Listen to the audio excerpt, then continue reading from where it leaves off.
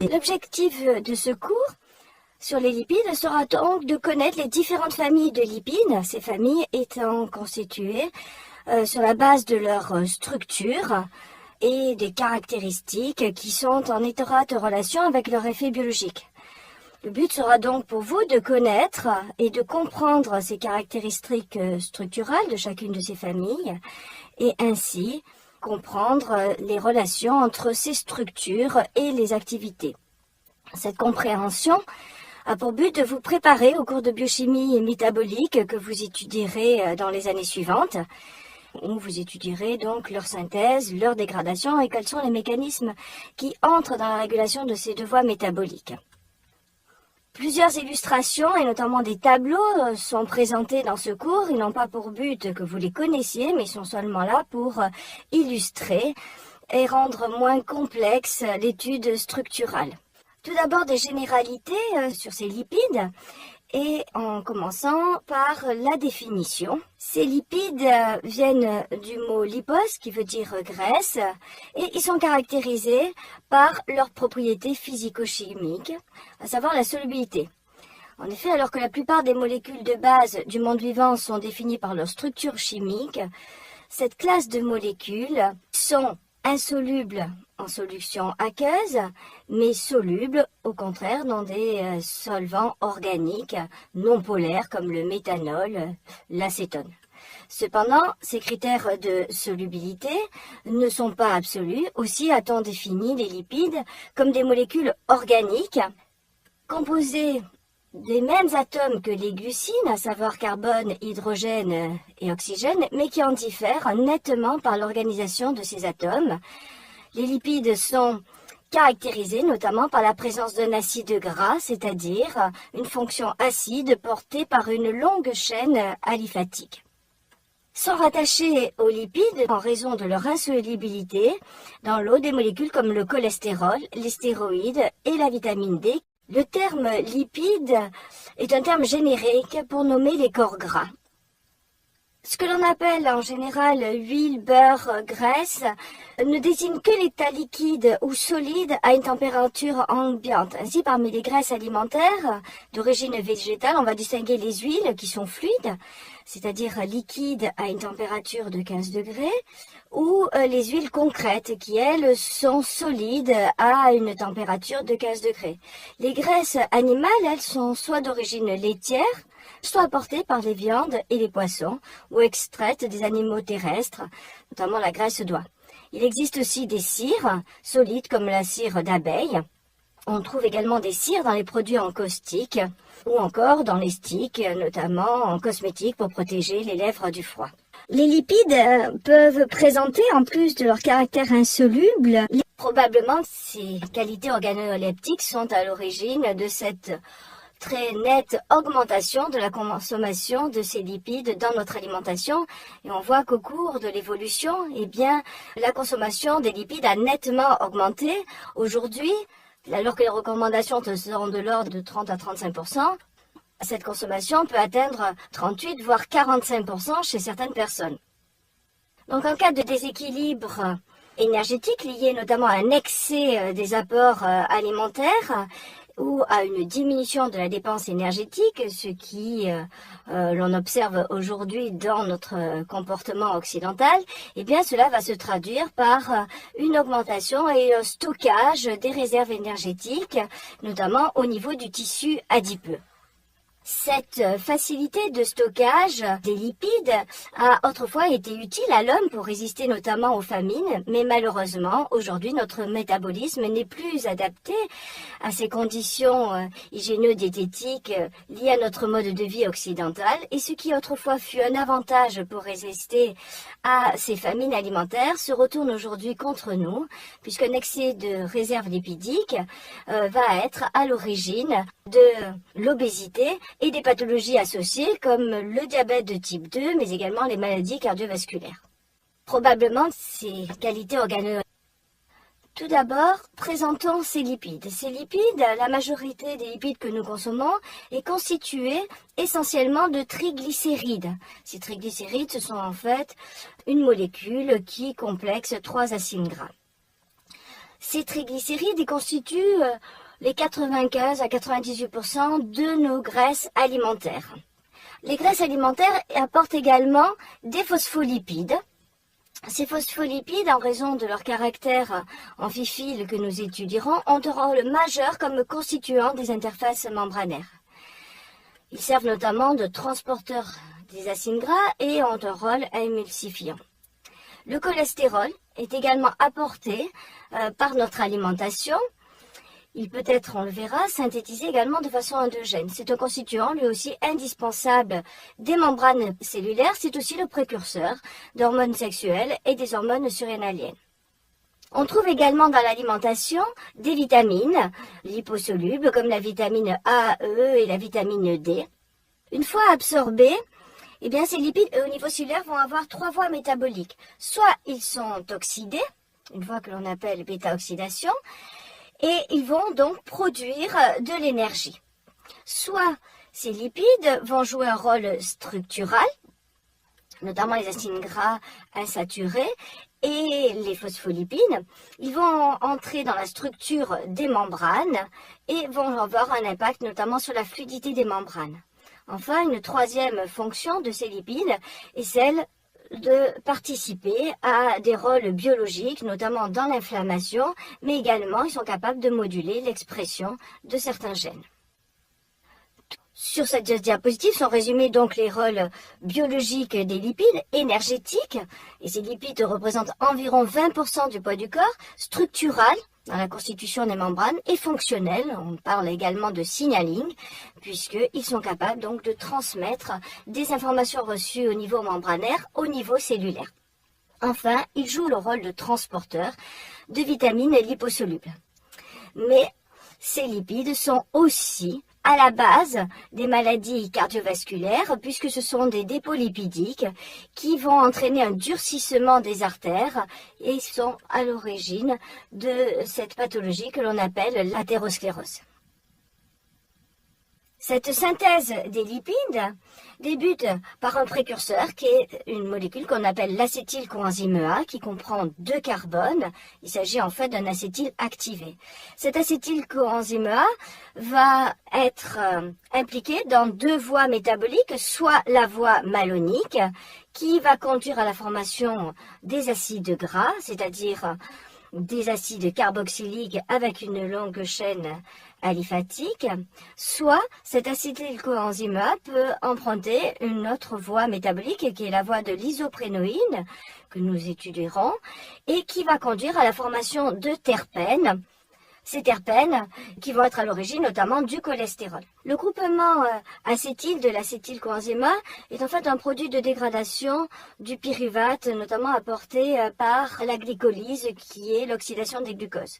Cet acétyl va être activé pour entrer dans des voies métaboliques comme la voie malonique et la voie de l'isoprénoïque et cette activation, elle est le fait de cette liaison thioester qui engage un groupement soufre qui est lié notamment ici à un acide aminé qui est l'alanine.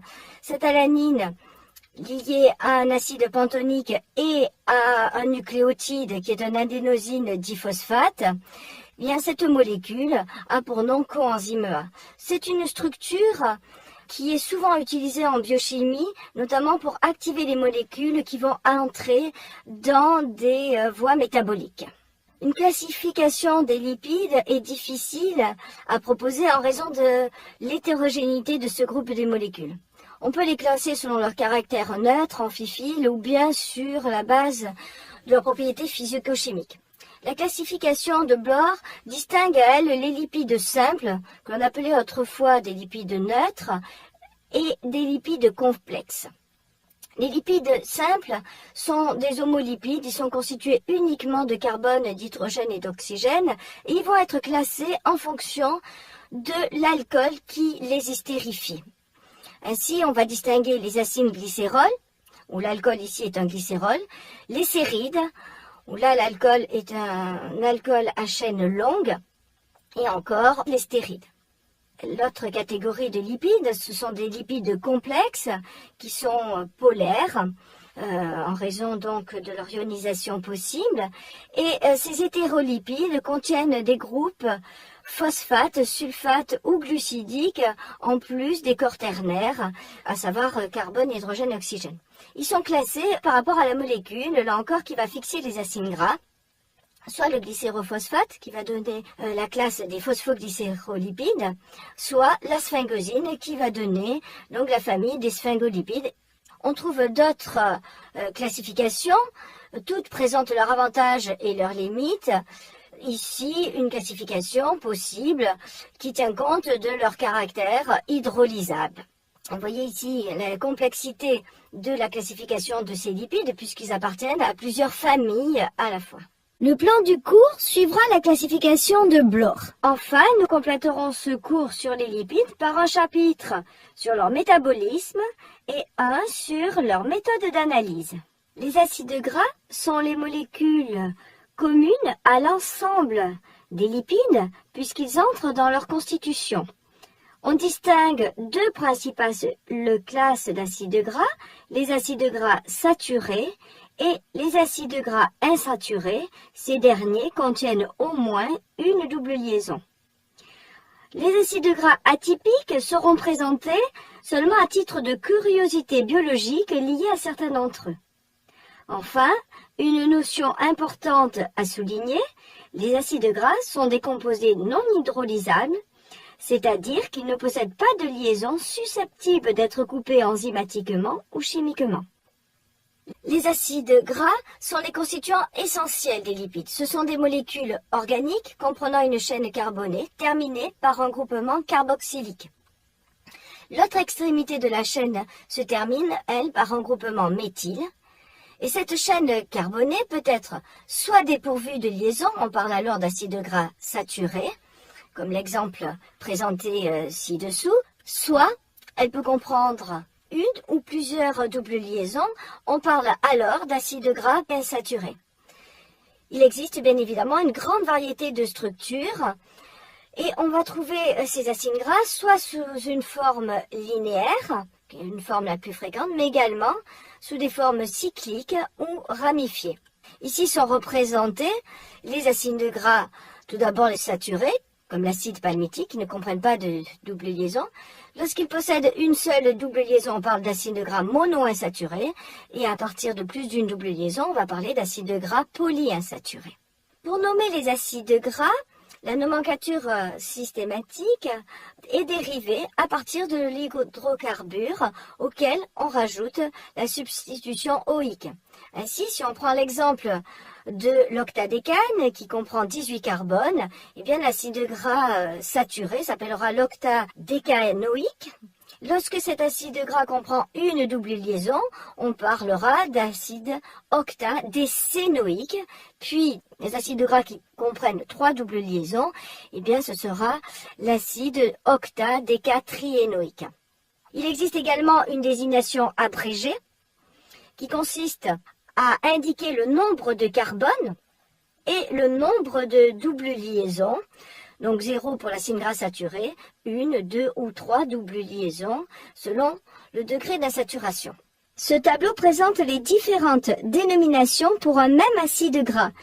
Et la difficulté pour les nommer, on le comprendra, amène à préférer leur nom commun ou non usuel. Ce nom évoque en général l'origine de leur première caractérisation. C'est le cas par exemple pour l'acide palmitique, extrait de l'huile de palme, ou de l'acide arachidique, qui a été isolé la première fois des arachides, mais également de l'acide linoléique, isolé de l'huile de lin, et enfin, peut-être le plus connu d'entre eux, l'acide oléique, acide gras à 18 carbones comportant une double liaison, dont son nom oléique vient de olive où on le trouve en grande quantité. Dans la nomenclature officielle, le carbone du carboxyle porte le numéro 1. La numération se fait donc à partir de ce carbone en allant vers le carbone méthyle, qui ici est le carbone 18. Il existe également une autre nomenclature où l'on indiquera la position des carbones à partir du carbone méthyle terminal, c'est-à-dire le carbone oméga. Cette nomenclature est utilisée préférentiellement par les biochimistes, notamment pour nommer les acides gras polyinsaturés. Pour nommer les acides gras polyinsaturés, il faudra indiquer tout d'abord leur nombre de carbone, leur double liaison, mais également la position de cette double liaison. Deux dénominations sont alors possibles, soit en portant du carbone carboxyle, qui est le premier carbone, et dans ce cas on notera delta, cette position, en exposant le carbone qui porte cette double liaison. Il s'agit sur cet exemple de l'acide palmito-oléique du C16, 1 pour indiquer le nombre de doubles liaisons, et delta 9 indiquant le premier carbone où se trouve cette double liaison. L'autre dénomination possible consiste à compter cette fois les carbones à partir du dernier carbone, qui est le carbone méthyle. La place de la dernière double liaison est alors indiquée par oméga, suivie du nombre de carbones existants jusqu'à cette double liaison. Ici, sur cet exemple, la double liaison se trouve sur le 7e carbone à partir du carbone oméga ou carbone méthyle. Cet acide gras pourra donc être également noté C16.1 oméga 7. Prenons l'exemple de l'acide arachidonique qui peut être nommé de deux façons différentes. Dans les deux cas, nous aurons 20 qui représente le nombre de carbone, 4 qui représente le nombre de doubles liaisons, et soit oméga, soit delta, selon que la première double liaison est comptée à partir de l'extrémité oméga terminale ou à partir de l'extrémité carboxyle terminale, et nous aurons dans ce dernier cas la numérotation delta. Voici donc présenté les différentes familles d'acides gras polyinsaturés, les acides gras de la famille des oméga 3, que l'on note aussi parfois N-3, N désignant bien sûr le carbone N-méthyl terminal.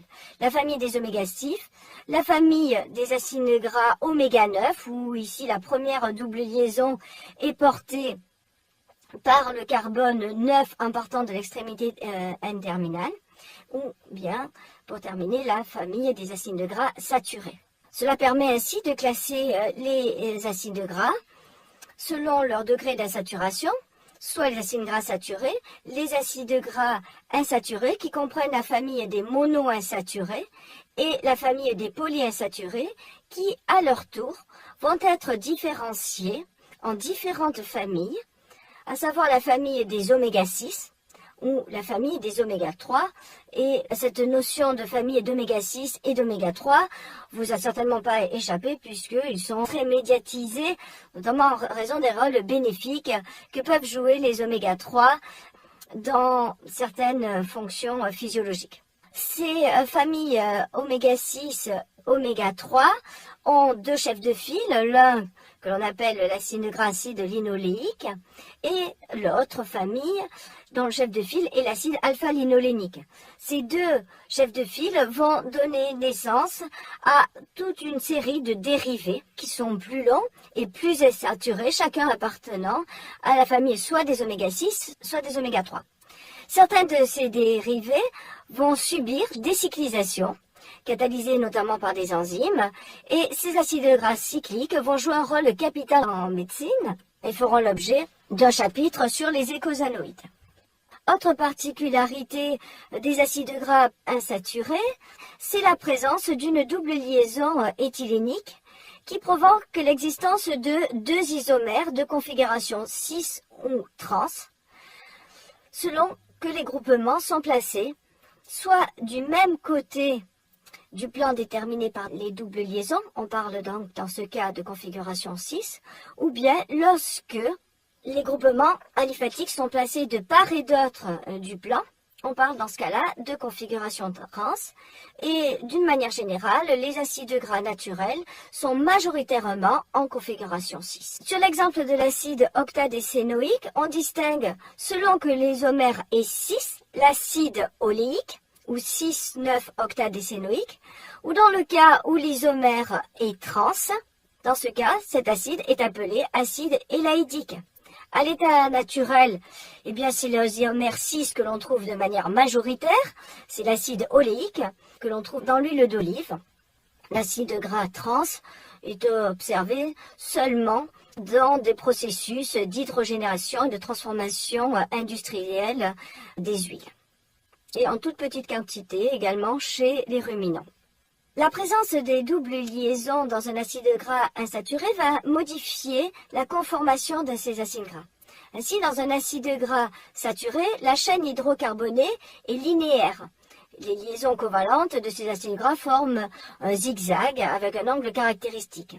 Lorsque l'acide gras est insaturé, on rencontre deux situations différentes. Si l'acide gras est de configuration 6, dans ce cas, la chaîne carbonée va présenter un angle de courbure au niveau de cette double liaison. Elle introduit un pli rigide avec une inflexion. Si l'acide gras est en conformation trans, dans ce cas, la chaîne carbonée est linéaire comme en absence de double liaison.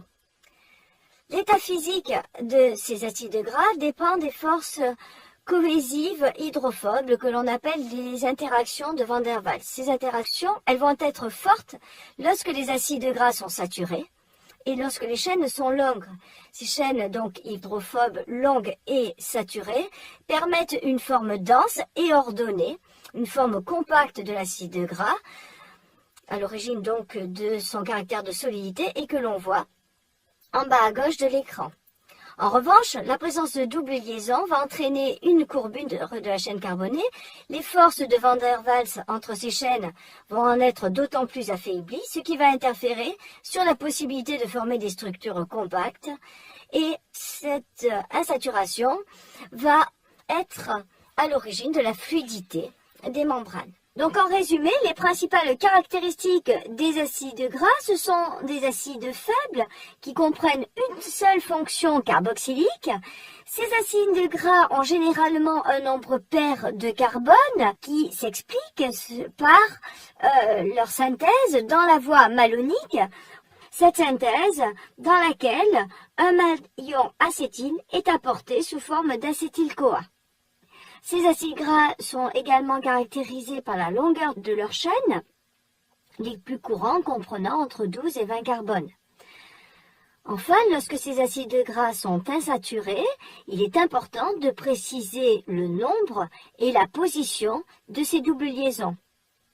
La présence d'une double liaison va imposer à la molécule une configuration qui pourra être de type 6 ou de type trans. Ce sont les acides gras qui vont imposer leur état à la majorité des lipides liquides ou solides sur la base de leurs caractéristiques structurales. Le passage d'un état solide à l'état liquide est déterminé par ce qu'on appelle le point de fusion. D'une manière générale, la longueur de la chaîne carbonée, mais également le nombre de doubles liaisons, que l'on appelle le degré d'insaturation, vont influencer ce point de fusion.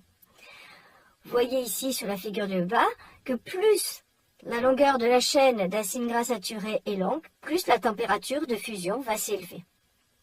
La configuration 6 des doubles liaisons de la chaîne carbonée d'un acide gras a des conséquences importantes non seulement sur la forme de la molécule, comme on l'a vu précédemment, mais également sur son degré d'insaturation et il va notamment diminuer ce point de fusion. Dans ce tableau donné à titre d'exemple, on remarque qu'une longueur de chaîne courte et un degré de saturation élevé abaissent la température de fusion, ce qui va augmenter la fluidité des acides gras. Prenons l'exemple dans la série des séduisites de la température de fusion entre l'acide gras saturé et l'acide gras insaturé, qui comporte une seule double liaison. Cela se répercute sur la température de diffusion de ces composés, 70 degrés pour l'acide stéarique contre seulement 13 degrés pour l'acide oléique, alors que ces deux acides gras possèdent le même nombre de carbone, soit une différence de 50 degrés entre ces deux acides gras. Comme nous l'avons dit, ces acides gras vont imposer leur état physique ou liquide à la majorité des lipides, ce qui impliquera des variations dans la nature de ces derniers, selon leur fonction dans les organismes vivants. Ainsi, les lipides membranaires, qui doivent être fluides à toutes les températures ambiantes, sont plus insaturés que les lipides de réserve. Le tissu adipeux profond d'emballage et de protection des organes, de même que les tissus des couches d'isolation thermique de certains mammifères, sont en général solides, riches en acides gras saturés et à longue chaîne. Pour les organismes qui ne sont pas des homéothermes, lorsque la température change, on observe des recompositions des acides gras pour garder la fluidité adéquate des membranes plasmiques. La solubilité des acides gras est liée au fait que ces acides gras portent une fonction carboxylique qui peut être ionisée à un pH supérieur à 5,5 et à leur caractère hydrophobe lié cette fois à la chaîne carbonée. Cette chaîne carbonée, plus elle est longue, plus elle va être apolaire, et ce qui entre dans le caractère hydrophobe des lipides. Certains acides gras qui comprennent un nombre faible de carbone, comme l'acide butyrique qui ne comprend que 4 carbones, sont solubles dans l'eau. C'est seulement à partir de 10 carbones que les acides gras vont devenir insolubles dans l'eau et vont pouvoir s'organiser en micelles en raison de leur caractère bipolaire. Ils sont également solubles à partir de 10 carbones dans les solvants, ce qui est à la base de leurs caractéristiques en termes de définition. Le caractère bipolaire des acides gras en fait des molécules amphiphiles avec des propriétés tensioactives qui, en présence de sel de sodium ou de potassium, en font des savons. Un savon est le sel de sodium ou de potassium d'un acide gras. On les obtient par un traitement alcalin des lipides, un procédé qui s'appelle saponification. Dans la composition du savon, l'acide gras apporte la partie hydrophobe, c'est-à-dire non polaire, alors que la soude apporte la partie polaire. Cette bipolarité est à l'origine des propriétés tensioactives et détergentes des savons. Lorsque les molécules de savon se retrouvent dans l'eau, elles ont tendance à s'organiser en structures sphériques que l'on appelle les micelles. Toutefois, cette organisation n'est possible qu'à partir d'une certaine concentration, que l'on appelle concentration micellaire critique et qui vous sera développée dans le cours de biologie cellulaire. Sur cette image est représentée une bulle de savon où vous pouvez observer que les têtes polaires entrent en contact avec l'eau, permettant ainsi la constitution d'un film aqueux, tandis que les queues apolaires sont placées dans une position la plus éloignée de ce film. Ils peuvent également, avec la fonction carboxylique, former des liaisons ester à la base de la structure des lipides, et dans le cas de ces lipides, le groupement carboxyle est rarement libre. Les acides gras sont également sensibles à une oxydation et vous avez tous été témoins de l'odeur rance et du goût désagréable de ces lipides lorsqu'ils sont oxydés. Ils s'oxydent à l'oxygène de l'air et vous avez certainement remarqué, notamment lorsque on coupe par exemple un avocat, la couleur de cet avocat qui va changer et cette modification est liée notamment à l'oxydation des graisses liées dans ce fruit. Lors de ce rancissement sont produits des aldéhydes qui sont responsables de l'odeur, mais également des acides qui sont toxiques et rendent le produit impropre à la consommation. Au niveau biologique, les acides gras peuvent être oxydés soit par des enzymes, mais également par des auto-oxydations qui peuvent avoir lieu, oxydations de type radicalaire qui sont impliquées dans la dénaturation de ces lipides. Et les acides gras polyinsaturés sont particulièrement sensibles aux oxydations, ce qui rend ces molécules beaucoup plus fragiles que les acides gras saturés. On le voit ici, sur cet exemple, où les acides gras polyinsaturés, notamment ceux qui comprennent 3 doubles liaisons, 99% de ces produits sont dégradés lorsque la température atteint 240 degrés, contre seulement 13% des acides gras avec une seule double liaison sont dégradés à très haute température.